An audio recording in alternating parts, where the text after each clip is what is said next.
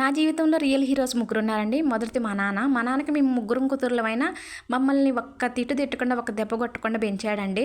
నాకు రేపు పెళ్ళయిద్దనంగా ఈ రోజు కూడా గోరుముద్దలు తినిపిచ్చాడు. అంత ప్రేమ మా నాన్నకి మేమంటే.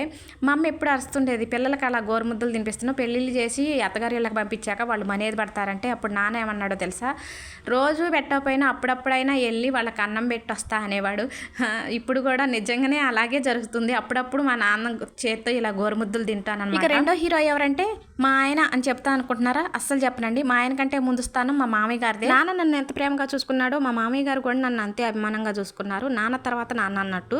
మేము ఇప్పుడు ఈ స్థాయిలో ఉన్నామంటే మామయ్య గారే కారణం. అదైతే మర్చిపోను, మర్చిపోకూడదు కూడా. ఇక నా మూడో హీరో ఎవరంటే మా ఆయన గారండి.